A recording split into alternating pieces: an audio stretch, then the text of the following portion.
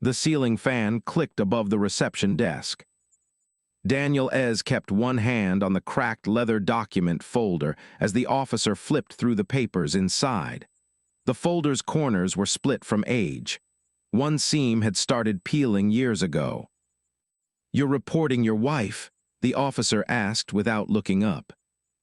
Daniel nodded. The officer turned another page. These transfers came from a number registered in her name. "Yes." A pen scratched across paper somewhere behind the desk. The station smelled faintly of dust and old files. Daniel adjusted the folder slightly straighter. "How long did you know about the withdrawals?" "I found inconsistencies during audit preparation." "And your wife explained nothing?" Daniel hesitated, not clearly. 3 nights earlier, Amara had stood beside the dining table while he spread the records between them. She had looked at the papers only once before asking him whether he wanted the truth or something easier to live with. He still did not know what she meant. The station door opened behind him. Amara Ez walked in quietly wearing a pale gray sweater despite the afternoon heat. Her handbag rested against her side. She looked more tired than frightened. The younger officer straightened in his chair. "Madam, please sit." She sat beside Daniel without speaking. Another officer emerged from the back corridor carrying a file under one arm. Older, reading glasses low on his nose. Sergeant Ibrahim Bello slowed when he saw her. Not surprise exactly. Recognition. "You know her?" the younger officer asked. Bello kept his eyes on Amara a second longer than necessary. "I've seen her before." Amara lowered her gaze. Daniel felt something tighten in his chest. Bello set the file down carefully. "Mrs. Ez, your husband filed a complaint regarding unauthorized financial activity connected to a community account." "I understand." "You made the transfers?" "Yes." The answer landed too fast. Daniel looked at her fully for the first time that morning. "Then explain it." Amara's fingers folded quietly around the strap of her handbag. Bello watched her. "What was the money for?" She said nothing. Daniel leaned back slightly in his chair. "You're still protecting someone." Her eyes lifted toward him then, calm, exhausted. "You already decided what happened." "That's not true." "No." Nobody spoke after that. The younger officer glanced between them before lowering his eyes to the paperwork again. Daniel suddenly became aware of his loosened tie. He tightened it without thinking. Bello noticed. "Mrs. Ez," he said more gently, "is there anyone else connected to these transactions?" A pause. Then no. Daniel exhaled slowly through his nose. The younger officer gathered the papers back into the cracked leather folder and closed it. "We'll need a formal statement." Bello stepped aside and motioned toward the corridor behind him. Amara stood. As she passed Daniel, he spoke quietly enough that only she could hear. "You should have told me before this became public." She stopped beside him. Then Bello quietly asked her, "Why didn't you tell your husband what you were doing with the money?" She lowered her eyes and answered, "Because I already knew which side he would choose." The refrigerator hummed against the kitchen silence. Daniel Ez stood at the dining table with the cracked leather document folder open in front of him again. The overhead bulb cast a yellow circle across the papers. Outside, rain tapped lightly against the window grills, steady but thin. He had been reading the same page for nearly 10 minutes. Transaction dates, account balances, transfer confirmations. Nothing changed no matter how many times he looked at them. From the hallway, the bedroom door remained closed. Amara had returned from the station 3 hours earlier after giving her statement.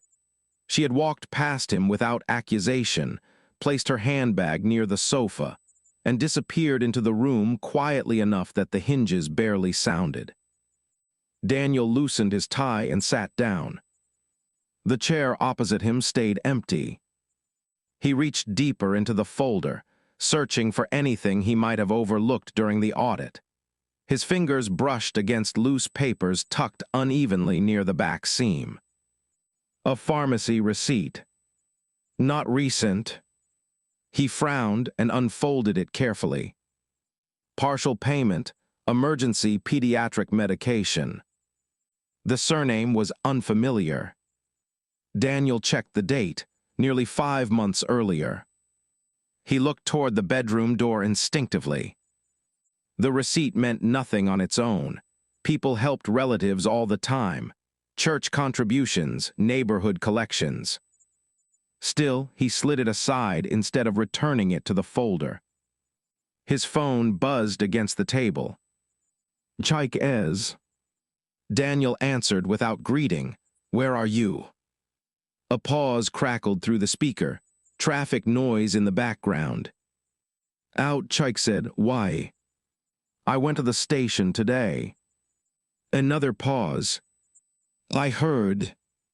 Daniel leaned back slowly. "From who?" "People talk." "That fast?" Chaik gave a dry laugh that disappeared almost immediately. "You know how these things move."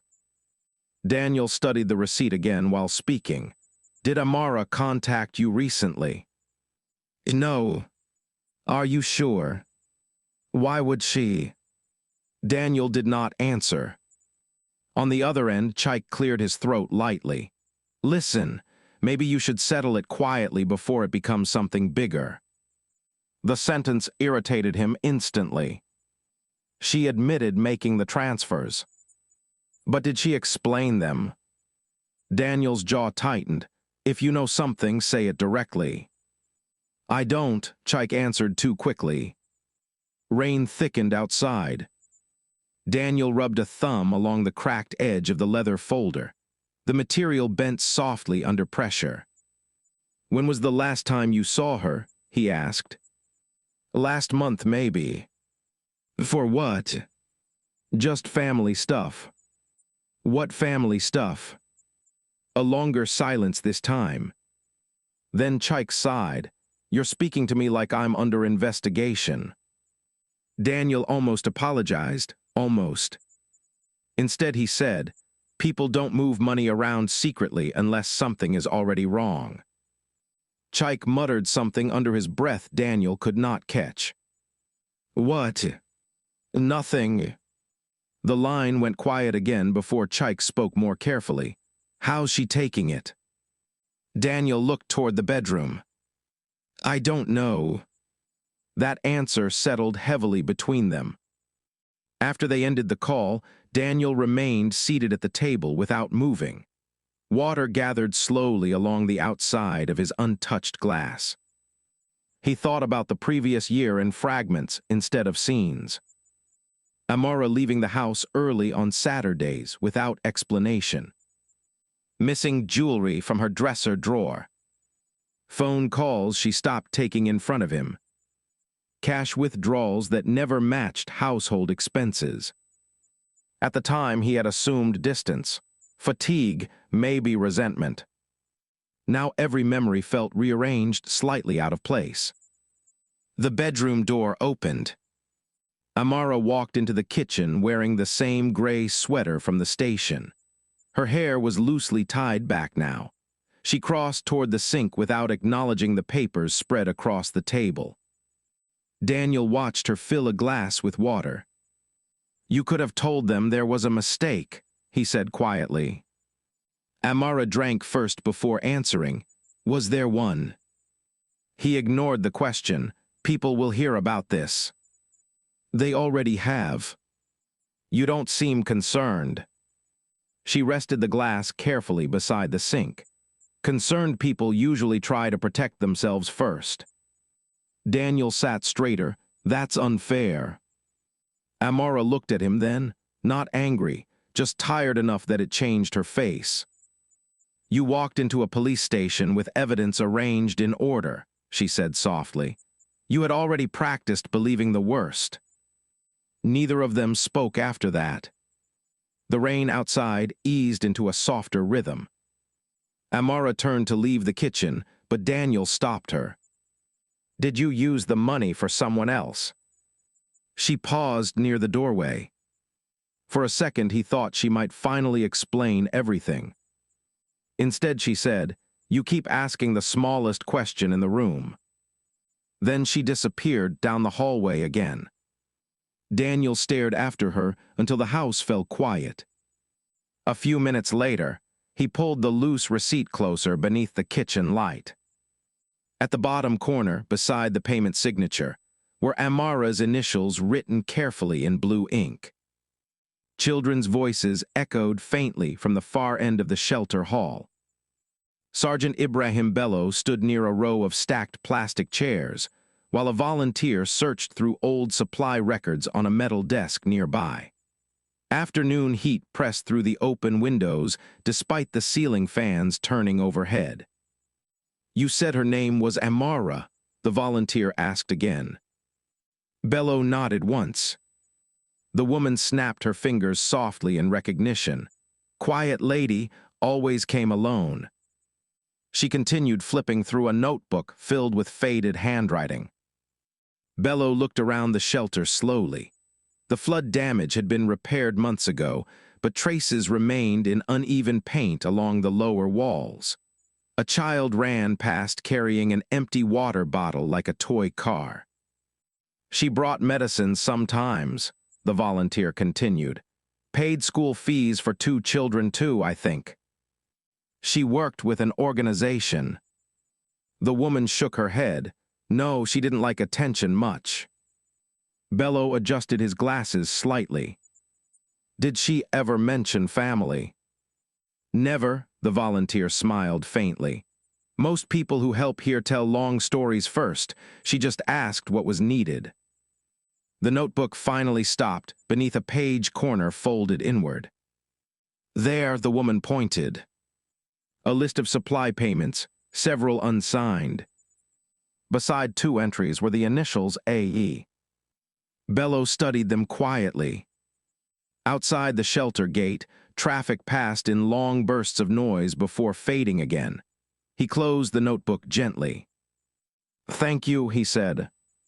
The volunteer hesitated before asking, She's not in trouble, is she? Bello took a moment before answering. I'm still trying to understand that. At home, Daniel Ez sat at the dining table, surrounded by papers he no longer pretended to organize. The cracked leather document folder remained open beside his elbow. Receipts now lay separated into uneven piles across the tablecloth. Pharmacy payments, transfer slips, handwritten notes without explanation. The room had grown darker gradually around him.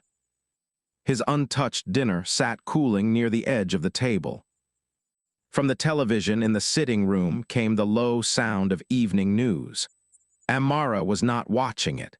She had spent most of the evening folding laundry in silence before retreating to the bedroom again. Daniel picked up another receipt. School uniform payment. Different surname. 3 months ago. He rubbed a hand slowly across his face. The front gate clicked outside. A moment later, Chaik Ez entered carrying the restless energy of someone already regretting the visit. You didn't answer my calls, Chaik said. Daniel motioned toward the chair opposite him. Sit. Chaik noticed the papers immediately. His expression changed too quickly before settling again. You've been busy. Daniel slid one receipt across the table without comment. Chaik glanced at it briefly. What's this? You tell me. It's a payment receipt. Daniel stared at him. Chaik leaned back. Why are you looking at me like that? She helped someone. So, with what money? Chaik looked away first. Rain clouds darkened the windows behind him. Daniel watched his younger brother carefully now, noticing details he normally ignored, the tiredness around his eyes, the quick movement of his knee beneath the table, the faint smell of cigarette smoke clinging to his shirt. "You've borrowed money recently," Daniel said. Chike laughed once without humor. "Everybody borrows money." "You're avoiding the question." "No," Chike replied. "You're hunting for answers that already have a target." Daniel's jaw tightened. The bedroom door opened quietly down the hallway. Amara appeared briefly, holding folded towels against her chest. She stopped when she saw Chike at the table. Nobody spoke. For one uncomfortable second, Daniel noticed something pass silently between them. Not guilt exactly. Recognition. Amara lowered her eyes first and continued toward the linen closet. Chike watched her disappear before speaking again, quieter this time.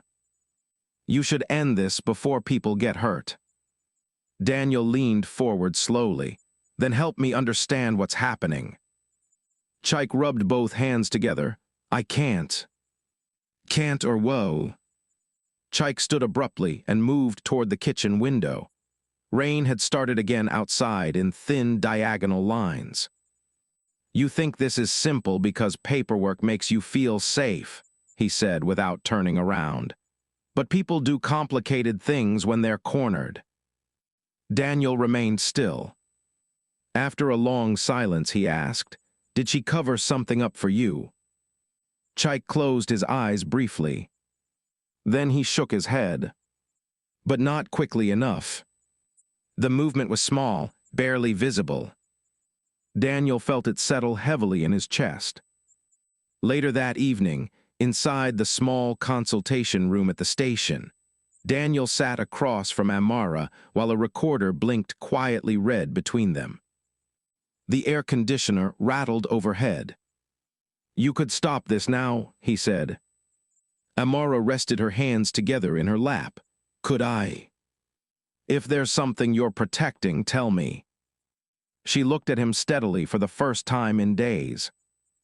Then she asked, "If I had told you everything earlier, would you have believed me before today?" Daniel opened his mouth.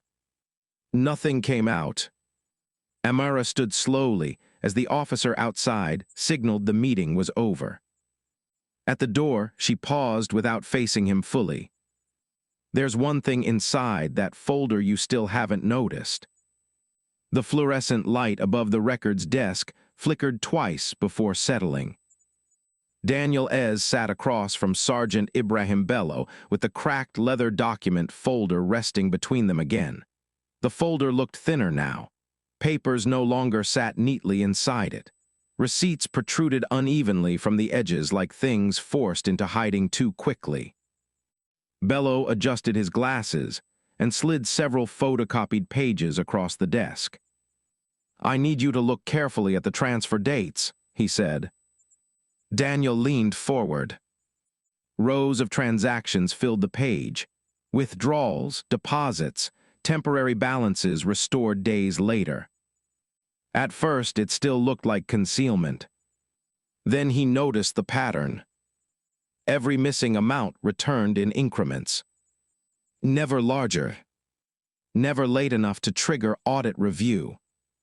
Daniel frowned slightly. "What am I supposed to be seeing?" Bello opened the folder and removed another sheet Daniel had overlooked before, handwritten repayment calculations in blue ink. Different handwriting appeared beside some amounts. Not Amara's. Daniel stared at the page. A name appeared twice in the margins. Chike. His chest tightened slowly rather than suddenly, like something heavy settling into place. "No," he said quietly. Bello remained calm. "Your wife began moving her personal funds after the initial withdrawal." Daniel looked up sharply. "Withdrawal by who?" The sergeant held his gaze for a moment before answering. "Your brother's." Silence stretched across the office. Outside the open window, Someone laughed briefly near the station gate before the sound faded into traffic noise. Daniel looked back down at the papers. Loan repayment schedules. Small cash deposits. Amounts rewritten repeatedly, as though someone had been recalculating every week. He recognized Amara's handwriting now in the corrections along the margins. The room felt strangely airless. She never used the money herself, Bello continued. From what we found, she was replacing missing funds gradually while trying to prevent the shortage from appearing during the audit. Daniel kept staring at the documents. She knew, he asked finally. Yes. And she said nothing. Bello closed the folder gently. Your brother requested time to repay what he took. Daniel rubbed his thumb against the cracked leather seam without realizing he was doing it. When did this start? About 8 months ago. 8 months. Daniel thought about everything that now rearranged itself backward in his memory. The missing jewelry. The private phone calls. The exhaustion in Amara's face at night, while he complained about committee pressures and school budgets. 8 months.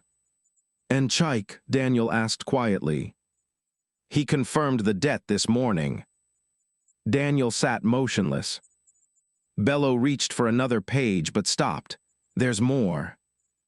Daniel said nothing. Your wife sold personal items over the past several months.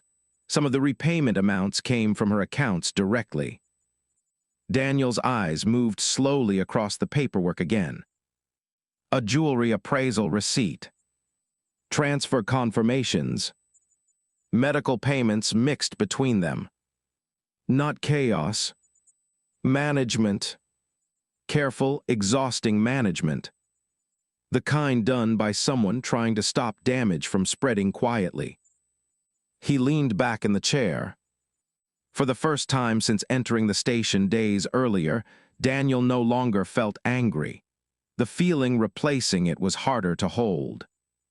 Bello watched him without judgment.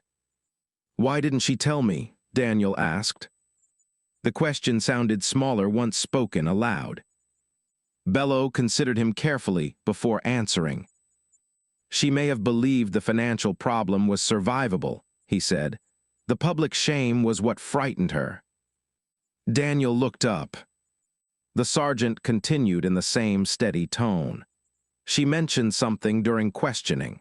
Years ago, after your father's debts became public, you told her you could survive hardship but not humiliation. Daniel remembered it immediately. Not because it had mattered much to him at the time. Because he had said it casually. Late at night, sitting outside during a power outage, he had been speaking about his father, about neighbors whispering, about how quickly respect disappeared once people smelled weakness.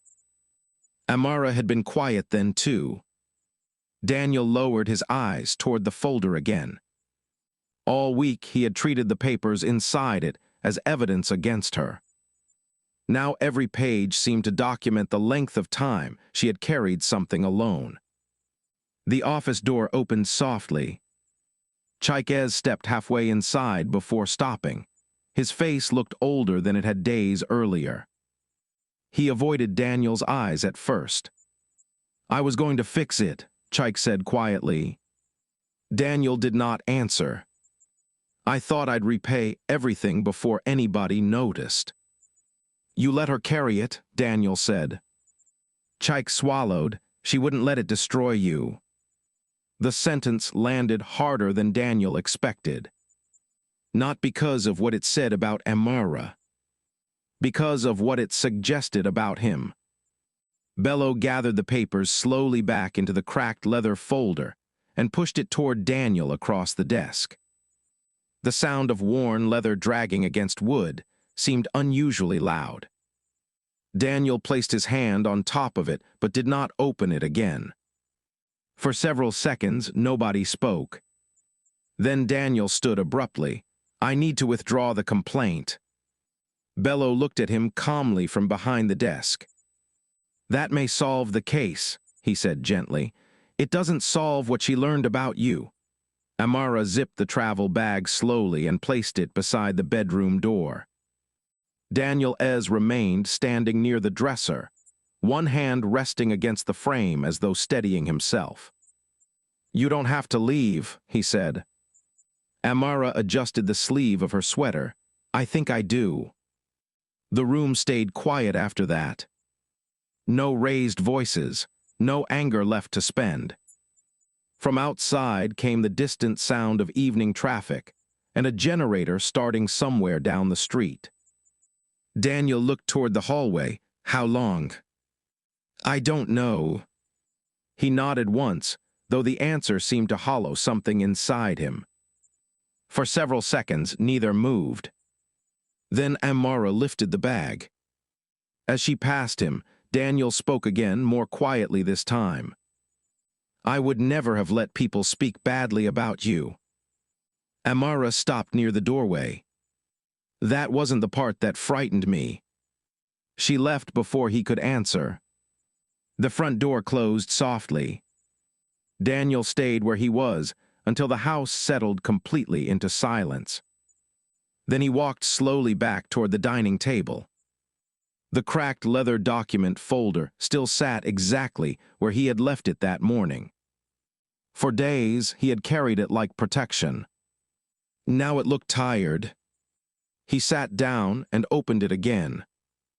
Inside were the papers he already knew: transfer slips, repayment calculations, pharmacy receipts. But beneath them, folded carefully near the back seam, was something he had never noticed before. A small handwritten list. Dates, amounts. Beside each repayment entry, Amara had written where the money came from. Sold gold chain. Savings account. School catering payment. Mother's wrapper material. The final entry had no amount beside it. Only a sentence. If the audit passes in November, Daniel keeps his position. His hand tightened slightly against the paper. For the first time since this began, he understood the full shape of what she had protected. Not just the account. Him. Daniel lowered his eyes. The dining room light reflected faintly against the worn leather surface, while the papers trembled slightly in his hand. And sitting alone in the silence he created himself, he carefully closed the folder she had spent months trying to keep shut.